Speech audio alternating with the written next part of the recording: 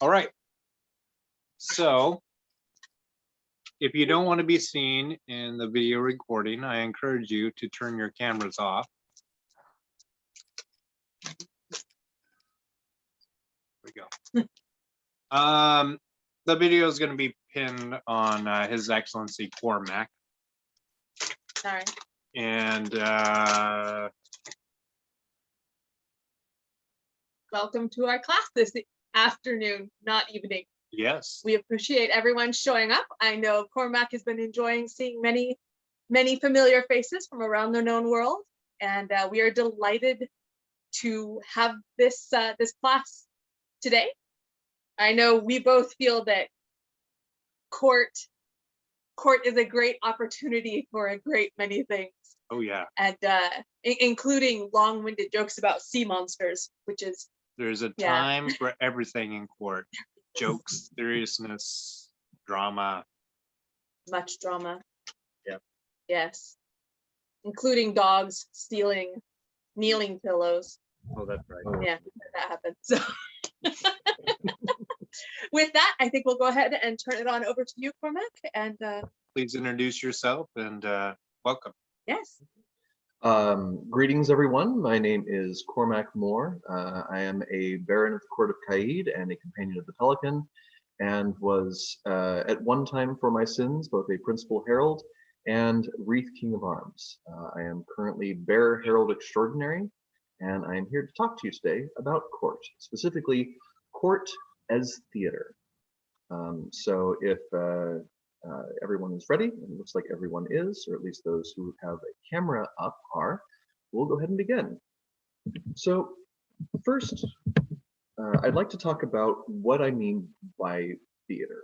There's a number of different terms for theater, but for our purposes here, the theater that we're discussing with an RE as opposed to ER is a combination of suspension of disbelief and engagement with the audience.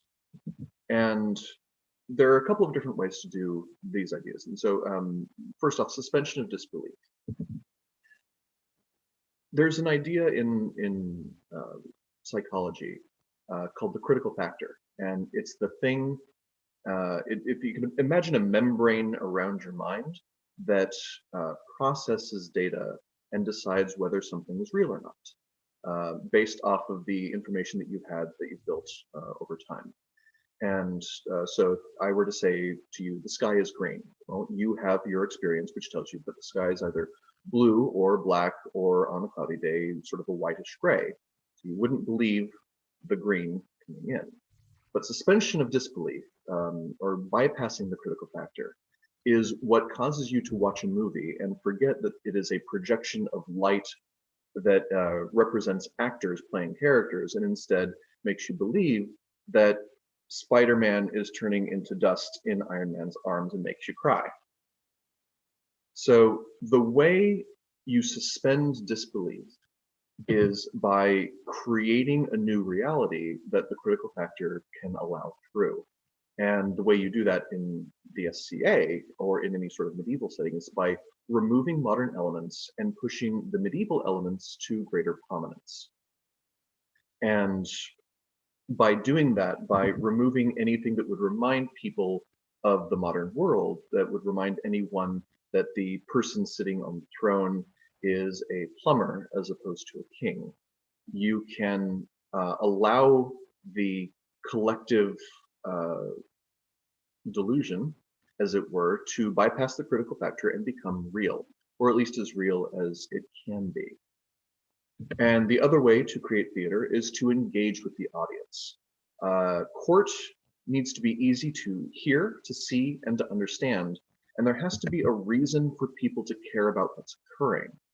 If there's no reason for people to watch what's going on, to hear what's going on, and to believe what's going on, then they will check out, and then you don't have theater, you simply have a tableau.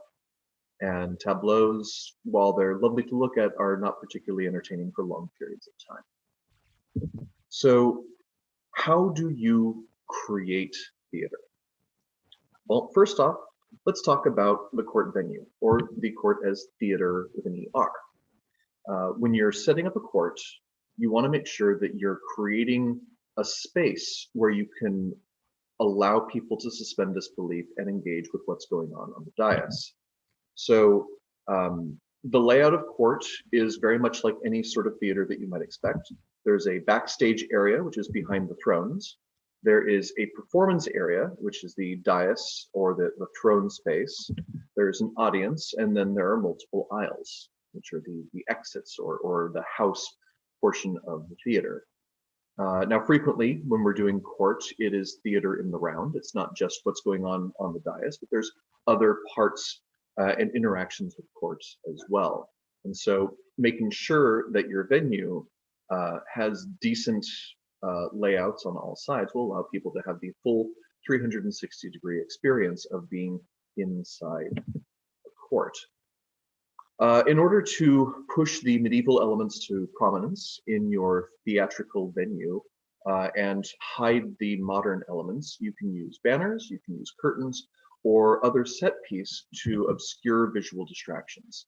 So if, for example, you are in an elementary school auditorium and there's posters that say drink milk, and there's other posters about, I don't know what the kids are into these days. So I'll just say Power Rangers because they are eternal. You want to make sure that those Power Rangers posters and the drink milk posters and all of the big bulletin boards that are not medieval can be hidden. You can do that with drop cloths, paintings, banners, any number of elements. If you want to get more creative, there are some really interesting set pieces that we have here in Antir, specifically in the Principality of the Summits. There's a piece called the Sky Cathedral, and it's a beautiful woodworked scaffolding that is put together into a pavilion, elements of which can be brought inside and used to mask modern elements. You can arrange court layout for the best view, one that is preferably perpendicular to the sun. So if you have the sun shining in one direction, you want to make sure that neither the audience nor the dais are facing in that direction. If you have the audience facing it, everything will be back. It'll be very hard to see, and people will turn away rather than focusing on court. And if you have the dais facing the sun, then they'll be squinting and unable to see, and it'll be just a miserable venue for the main stage performers. So if you do it perpendicular, everyone will have a really dramatic side lighting, sort of like what I've got going on here, which is much more engaging and entertaining.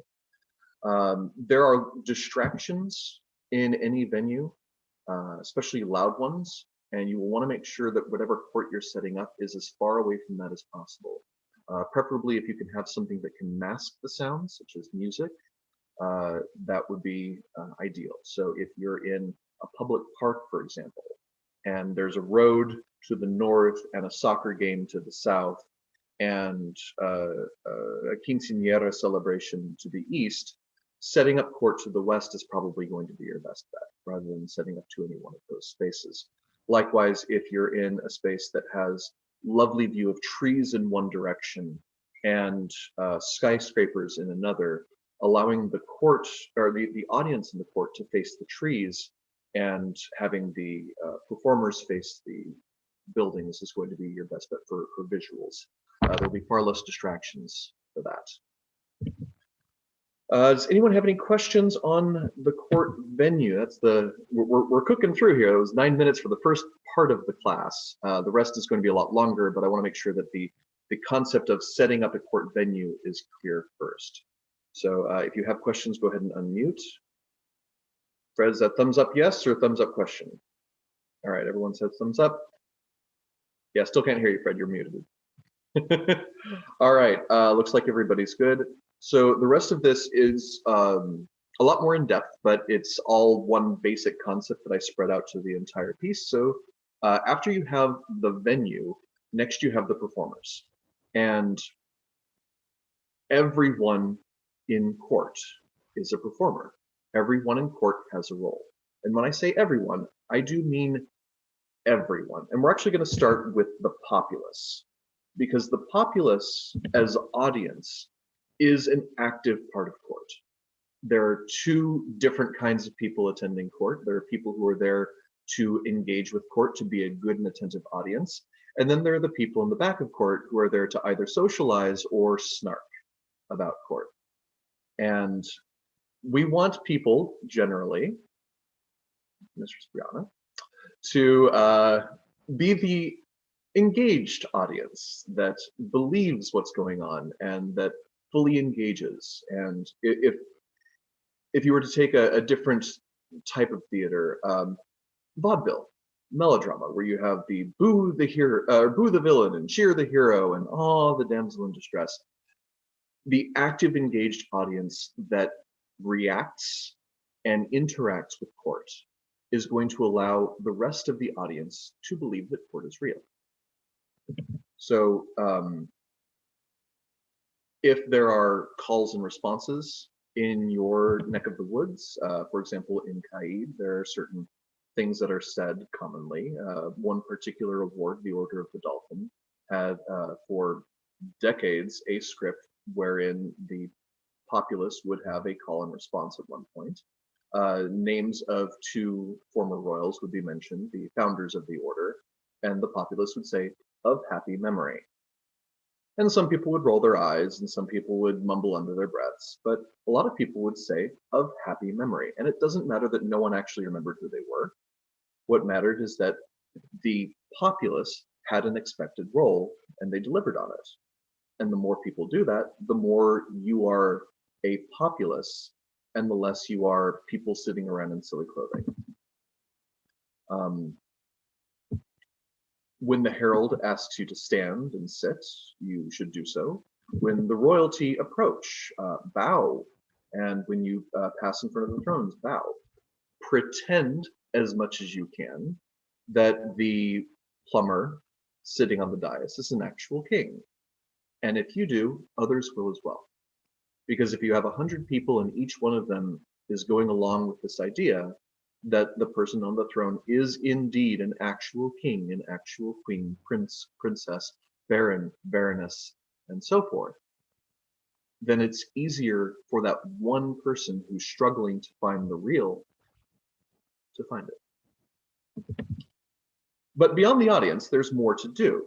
So the first real active role that people tend to find in the SCA is being part of an entourage, either a presentation participant or a procession for royalty or baronage. And this is where you can really start to let your performance chops shine. When you bear yourself into court, remember that you are representing your household, your territory, or your royal, and feel that.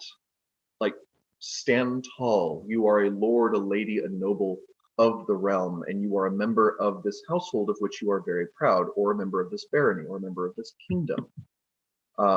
If you can, and especially if you're directed to, wear livery or other themed clothing.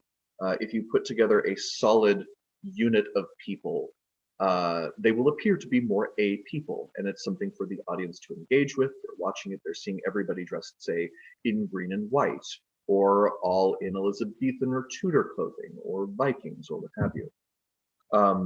Walk straight and tall with a dignified smile and an upright gaze. Frequently, people will walk in pairs, usually ladies to the right. The idea is that men drive into court and women drive court. If you need a mnemonic that isn't from England, because of course they do it wrong over there. Not the way they organize court, just the way they drive. And when you interact with the dais as a member of an entourage, you would bow or curtsy not as a perfunctory gesture, but instead as a full show of the respect that your group has for the crown, the baronage, the hosts that you are interacting with.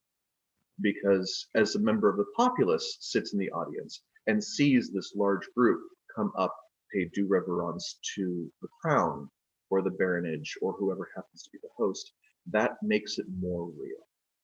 And then they too can believe it more and more. Any question on populace or member of an entourage?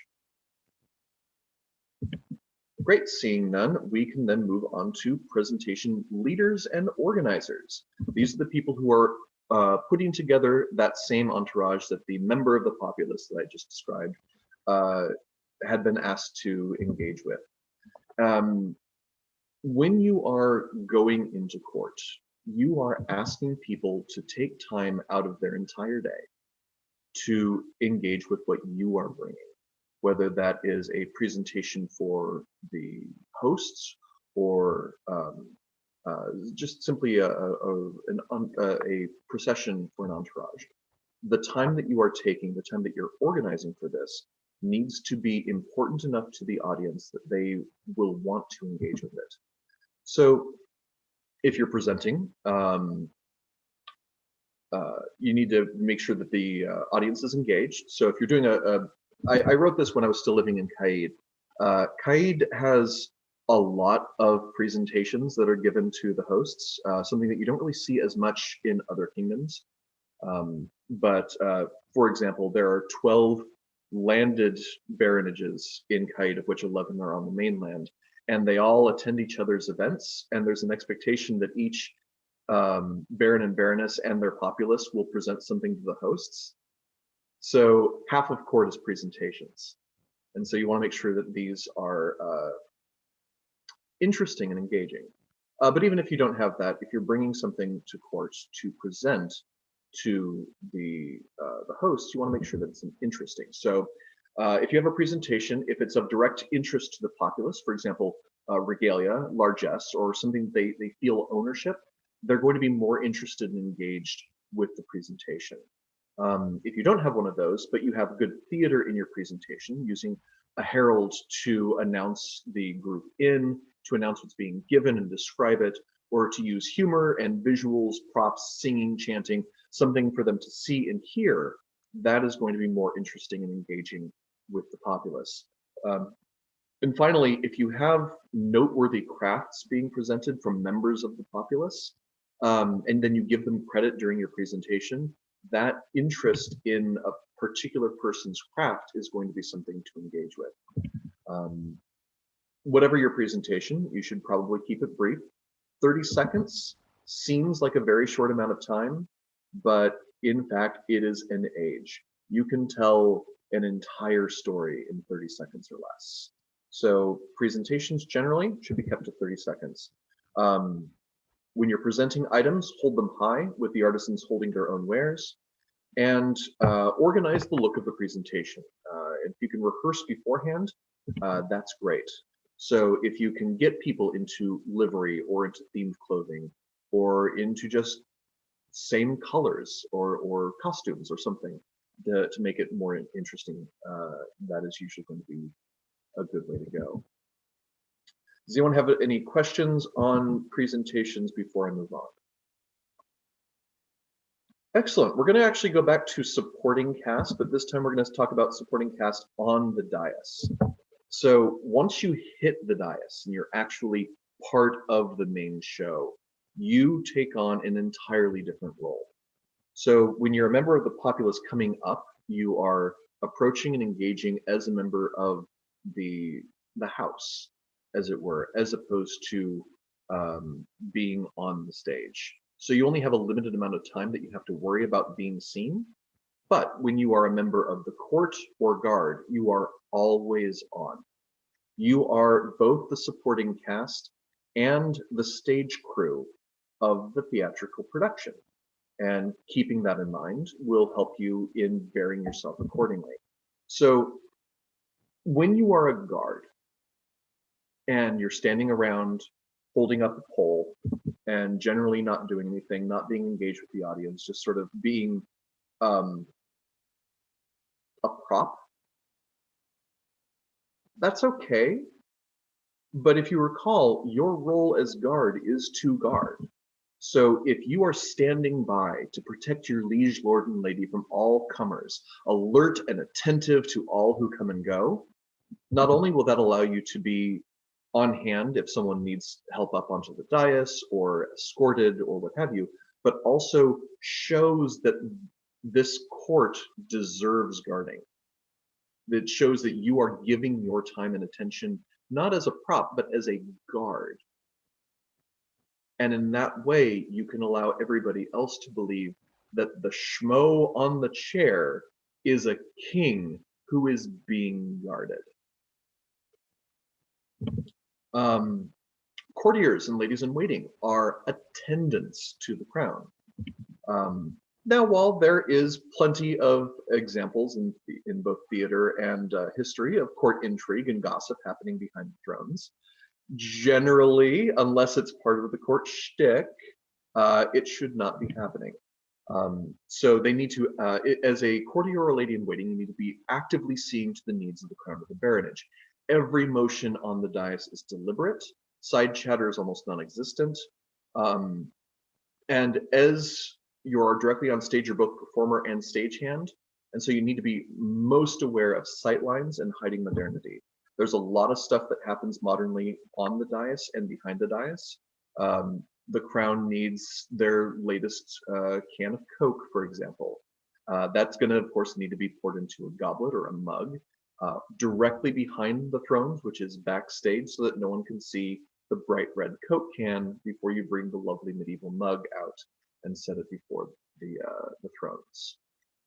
Likewise, if you're checking references, having to go back and check the OP, and you're pulling out your iPad, you're going to want to make sure that that's hidden as much as possible.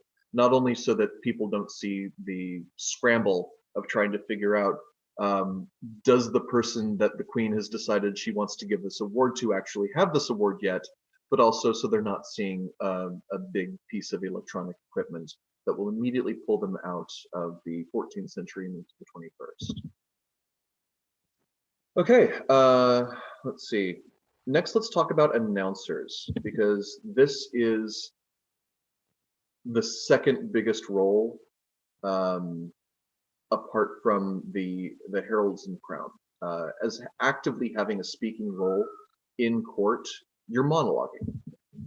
And so when you're asked to speak during court, you need to understand that you're going to be giving a brief informational monologue, spoken hopefully with minimal notes or script references. Now, if you need to bring your notes up, especially if you're the event organizer for the day, it doesn't hurt to have a clipboard there to show you, I'm working, I'm in charge, and let me go ahead and make sure that I have everything. But if you're doing an announcement about a future event, rehearse beforehand, memorize your script as much as you can, and make it seem natural, because you're monologuing.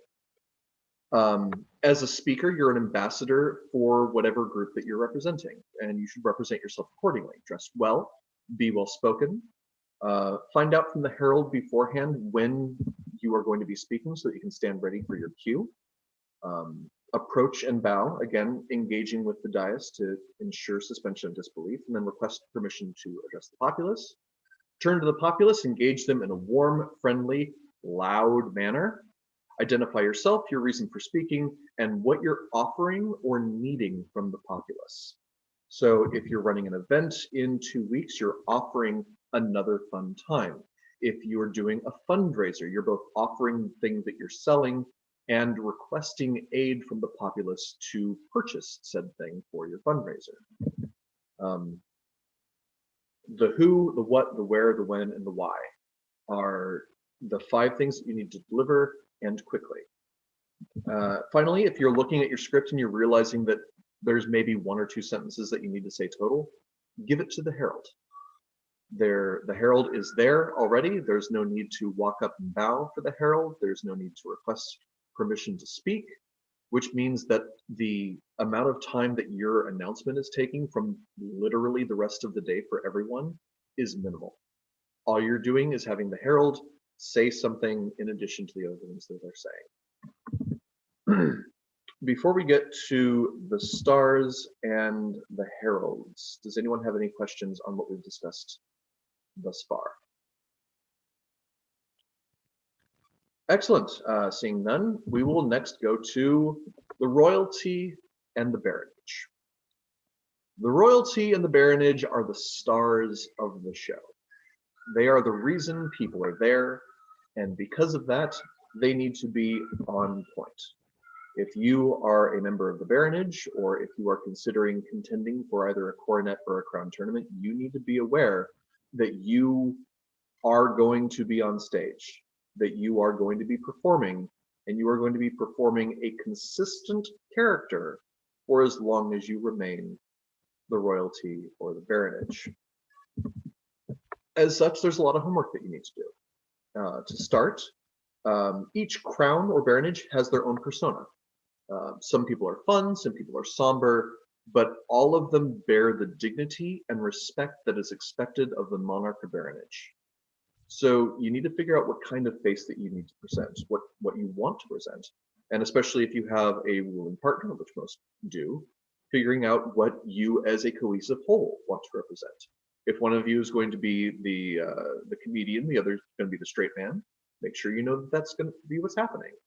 If you want to be jovial, but it turns out your partner takes court extremely seriously, that is a conversation that you two need to have well in advance of you ever taking the dais.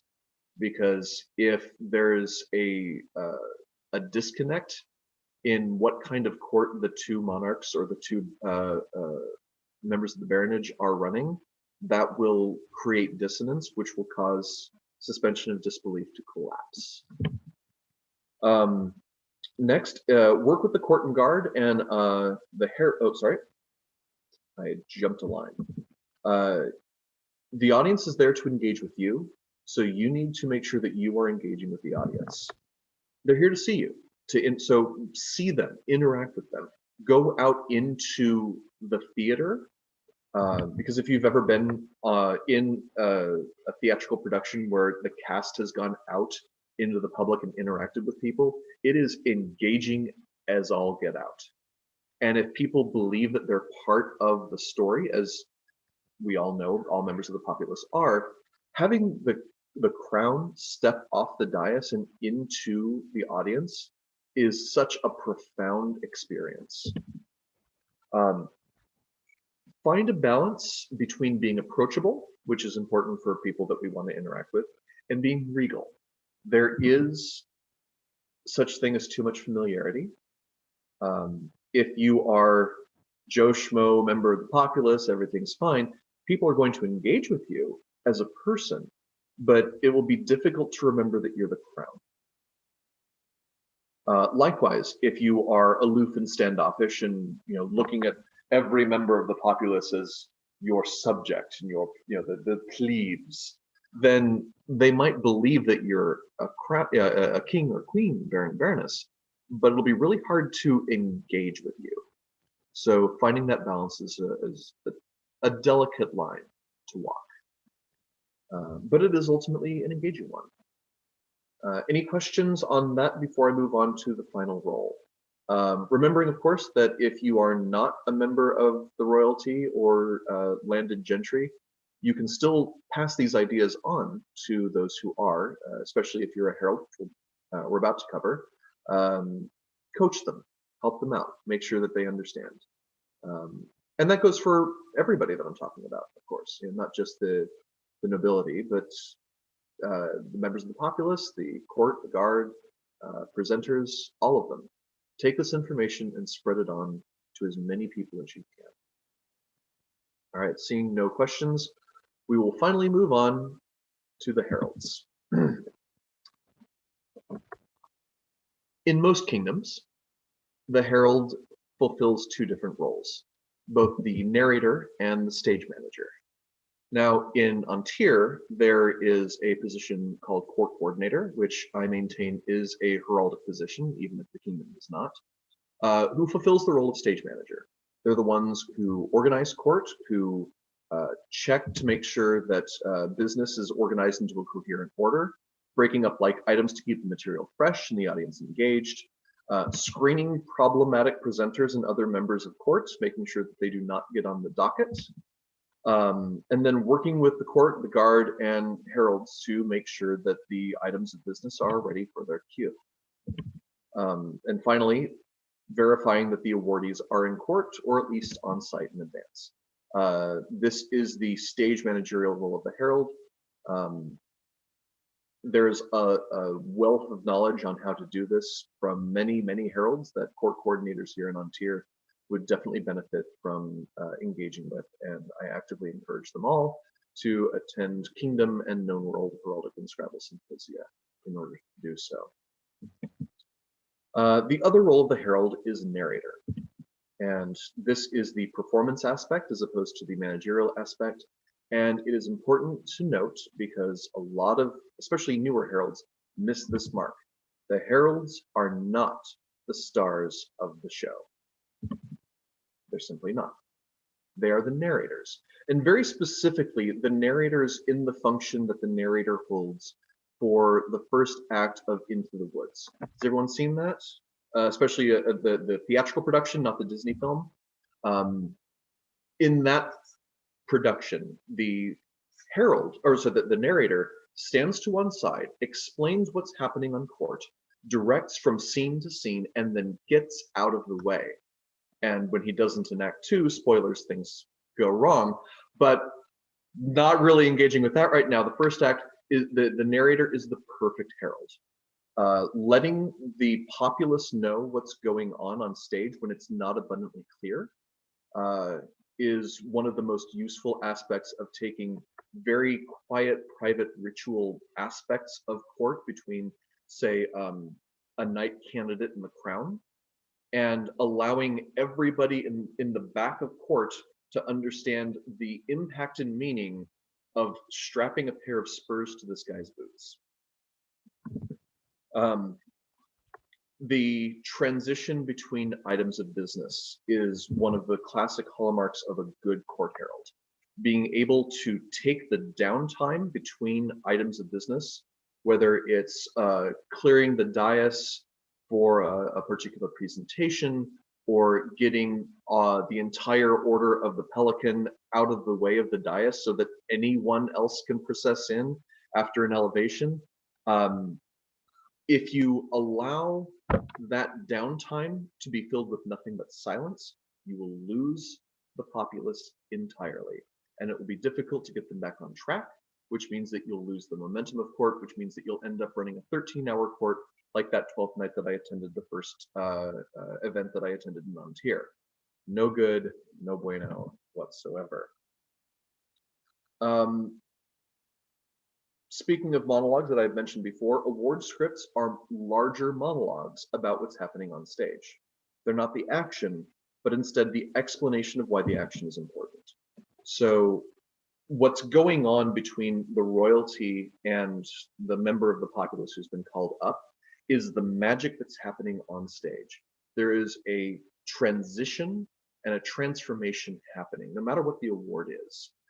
If it's an award of arms being given, the person receiving the award is going from a person who is assumed to be gently born to a ranked and recognized noble with a title. And that is magical. And if all that's happening on stage is the monarch quietly handing them a piece of paper, all of that magic is going to stay on the dais and not expand out to the populace. So the herald, in reading the script and setting the pace and the tone, allows the rest of the populace to be pulled onto the dais to have that experience. Sorry, like the cat is attacking a plant over here. Hey, down. Suspension of disbelief re-engaged. What cat? Sorry. So yeah, the conduit between the magic on stage and the populace is the herald. And as long as you recognize that that is all you're doing when you're delivering those monologues, you should do really, really well. Okay, that is the end of my presentation portions. We'll start doing questions, and I see we have one. Antonio de Sforza asks, if I may ask a question about award scripts as a newer herald, does the herald typically read directly from the scroll, or is there a separate copy of its text? I think a lot depends on how the court's been organized. Generally, if you have the time, you should have a separate copy. Ideally, in order to keep everything moving, the crown should be presenting the actual scroll for the visual, while the herald is engaging audially with the audience by reading a separate copy. If the herald doesn't have that separate copy and has to read directly from the scroll, That just means that the port's going to go a little bit longer because you're going to have first the audio and then the video. Also, if you have a hard time reading period hands, you might have a difficult time trying to decipher the scribal hand that's in front of you. So some of that, I think, Cormac, is interkingdom anthropology. Oh, indeed. Yeah, because in Meridies, it is absolutely the herald reads the scroll directly from reads the script directly from the scroll, and then hands it off to the crown. And we even go as far as typing the words on the back of the scroll on a piece of paper so that you can read them. And yeah, some of it is because our scroll texts aren't standardized, I think. But yeah. Yeah, and the illusion that you're trying to create, of course, is that the herald is reading directly from the period hand, because this is the proclamation, it's what's being proclaimed. Yeah. Not all kingdoms even have the herald read the scroll. In the East Kingdom, for example, there is a separate role. Excuse me. Get down. There is a separate role for a scroll reader, and it's a special honor that's given to people in court to be able to just read the scroll.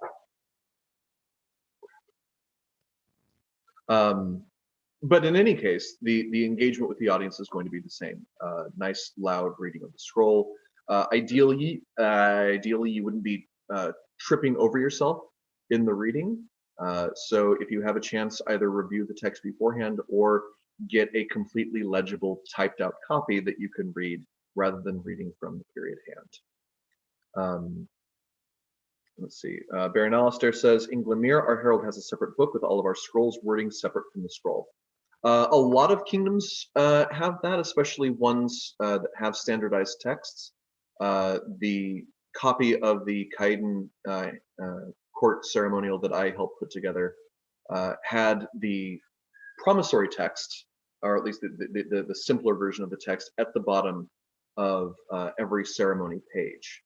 And I recommend, at least if you can't read the period hand, at least have something that equates to the award being given handy, so that you'll have something that sounds like a proclamation.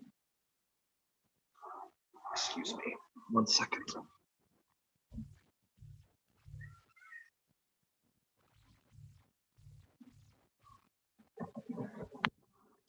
So, put in timeout. This is Artemis. Artemis is not allowed to eat the plants on the other side of the room. Okay, let's see what else we've got. There are court award books in Lokak with kingdom scripts for each award. One of our heralds made them and distributed them to all the Baronese cantons, etc. They have been a godsend to the smaller regions and have been able to uptake in court heraldry. That is absolutely fantastic, Euphemia and Zakaraltia. If you are any sort of aspiring court herald at all, and you have access to a court book, print it out, have it on you, read the scripts well in advance. Like anything else, any performance that has a script will be only improved by practicing said script. So absolutely, having copies of kingdom scripts is utterly fantastic. And even if you aren't from a kingdom that has standardized ceremonies, if you are not of the book, as it were, looking to what other ceremonies have been used and practicing the period, or at least forsooth language, is going to help you out quite a bit. And if you're in the East Kingdom, finding copies of script texts written by Alice McIntosh is going to give you quite a bit of experience in reading legalistic period language, which is far more verbose than you would ever possibly expect. Are you going to behave? All right, get out of there. So, are there any further questions, comments, concerns? We've hit the end of the content that I had planned for presenting. We can open this up to discussions, commentary, or I could just bring the cat back on the camera if people really were enjoying her. I think the animals are all trying to take over. Oh yeah, it's a Zoom call. Of course they're going to do that. Yep, this is freaky. So cute. Jack, are you going to have a written form of this class as a checklist or anything else? I have a 2-page handout that I can send to anyone. If you wanted to drop your email into the chat, I'll make sure that you get a copy of the handout. And as I had mentioned, there's a full article that has been on its way for the last 5 years. It's been sitting at about 80%. I've written up everything except for royalty and heralds. And if people are truly interested in that, I can send you a link to the draft article along with the password in order to access it, knowing that it is not going to be complete for a little bit longer. And okay, I'm seeing the emails coming in. Your Excellencies, if you could collect that and make sure that I get that at the end of the class, I'd appreciate that. Yes, I was going to say alternatively, if you would like, we can link it in the YouTube notes. That could also work. Yeah, I can put together a PDF and send it to you. Okay. All right. Yeah, well, His Excellency is feeding us right now. Got it. We'll grab it really quickly. And I was going to comment, it's nice for people to see animals other than ours. Normally it's our animals and child. So Well, I'd like to thank you all for coming out. It was absolutely enjoyable to see everybody's faces here and to talk about something that is near and dear to my heart. I'll work with their excellencies to see if I can't schedule another class here in the near future. I have a few lined up that are pretty easy to teach. And then there are a couple of ideas that I have been looking to put together specifically for court heralds and for ceremony writers in particular. The mirror image to this class, which I call Court as Ritual, which is putting together meaningful transformative ceremonies for the individuals involved. well, thank you. Oh, well, thank you so much. And yeah, I'll let you all get back to your day. Oh yes, well, part of our day is now going to include, I think, writing call and response for the new award that we put in just before the pandemic started. Oh, what's the award? Oh, it's the Woad Apple. Aha. So yes, Terra Pomaria is, we are somewhat renowned for our puns. The Woad Apple is, Terra Pomaria's colors are blue, gold, and white. So Woad, apple, Terra Pomaria, land of apples or orchard. Or Azure apple. Azure apple, yes, that's true. And obviously Road Apple. And it is an award to recognize those who are distinguished by the humor and joy that they bring. We all know there are some individuals who are much, if you need a dad joke like that, we have about 3 people in our barony that I can just, I need a joke, bring it. And so that's, but I'm thinking call and response could be, yeah. I recommend keeping it to a minimum, having 1 or 2 things for the populace to say in the middle of the ceremony, as opposed to having a, whose house runs out, it gets a bit much. That particular award is going to lean a little heavily into humor, but make sure that it doesn't do so too much that you can't get back into the seriousness of court. Yeah. Would be my recommendation. Again, finding that get down. No. No. So I have to say, normally what's going on with Cormac's cat is what's happening with our daughter. It's usually us